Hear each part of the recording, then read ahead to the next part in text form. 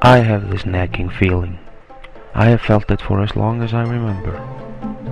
Seldom I have been able to articulate this feeling into thoughts, so I could understand why I have this feeling, let alone explaining this feeling to others.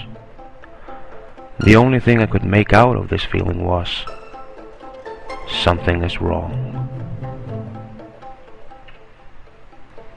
I was born in late 1974 on an island way up in the north, called Iceland. In my childhood, I was given an image of the world that was being fixed after the horrific times of World War II, with the leadership of the UN and the USA. At the time of my birth, Iceland was an independent nation with its own fishing industry. My mom and dad and my older sister lived and worked in that industry. By the year 2000, this industry was almost gone. The quota regulations made sure that the right to fish ended up in the hands of a very few people, who then sold this right to foreign companies for an incredible amount of money.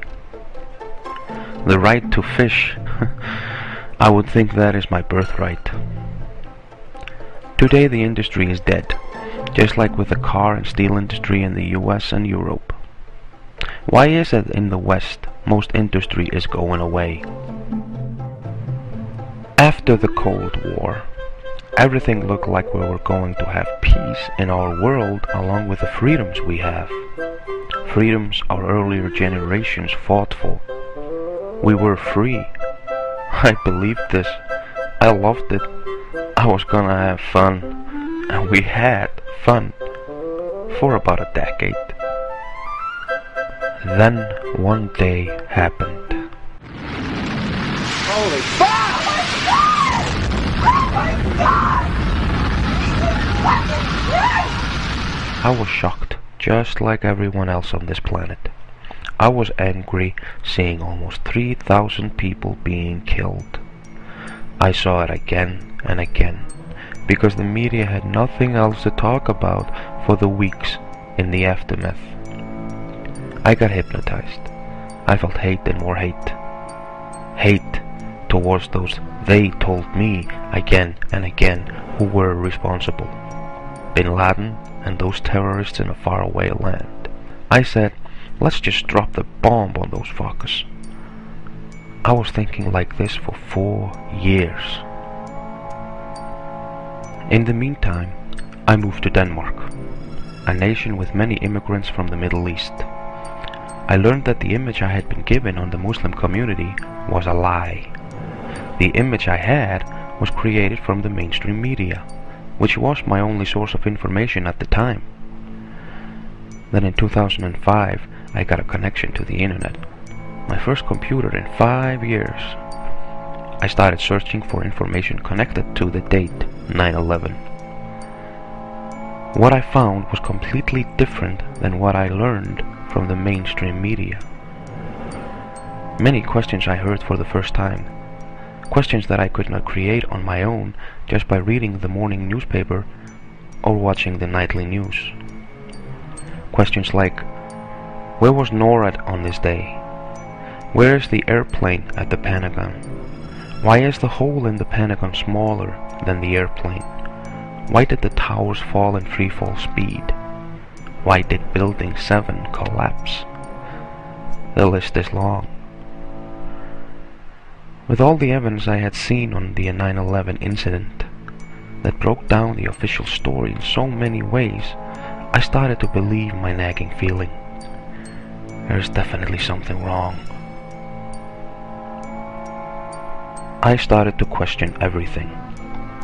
I asked myself, if this 9/11 event is a conspiracy, what else is being hidden? What other events or situations could be manipulated? What if our whole society is there to serve the few? My nagging feeling said yes. J. Edgar Hoover said, the individual is handicapped by coming face to face with a conspiracy so monstrous he cannot believe it exists. The American mind simply has not come to a realization of the evil which has been introduced into our midst. So I asked myself, what in our society has full power over my actions?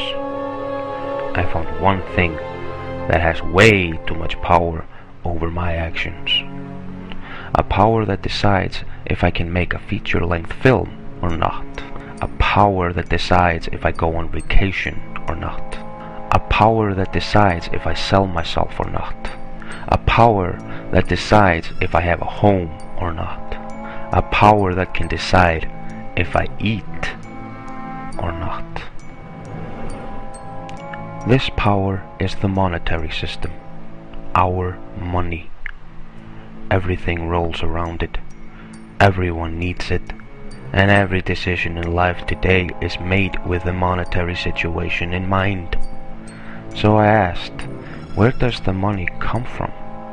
What is money?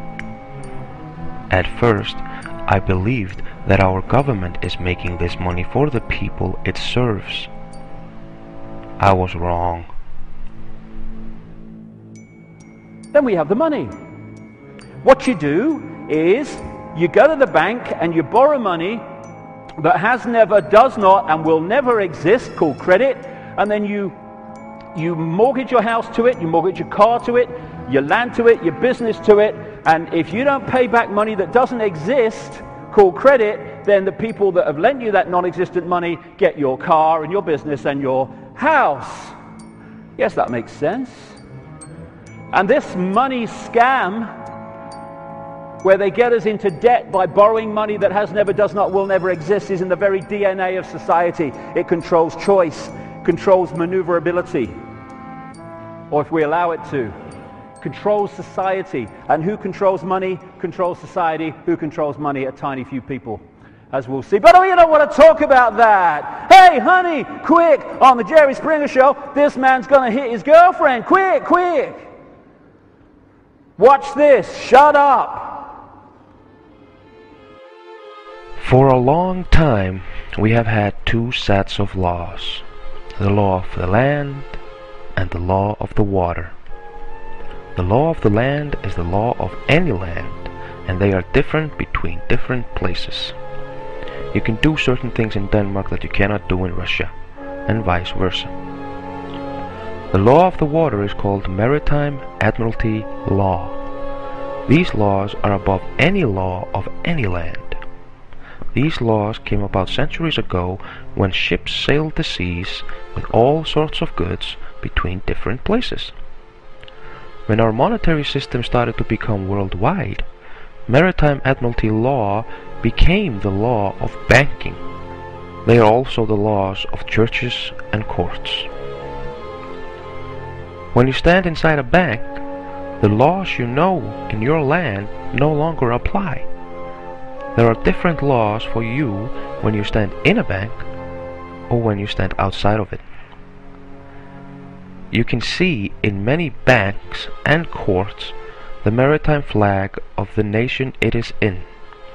Maritime flags of nations on ships are there to tell what laws apply to that ship. Same with the bank. In the US, the maritime flag is almost the same flag as the US flag. The only difference is that this flag has a golden border. Notice that every US soldier has that flag on its arm, and not the regular US flag. This should tell you who those soldiers are really working for. The world of admiralty it's a concept and it's a philosophy. There's two kinds of law in the world. There's civil law and there's the law of water and money. Well, we have our common law system where collective groups of people come together and they agree to follow particular behavioral patterns.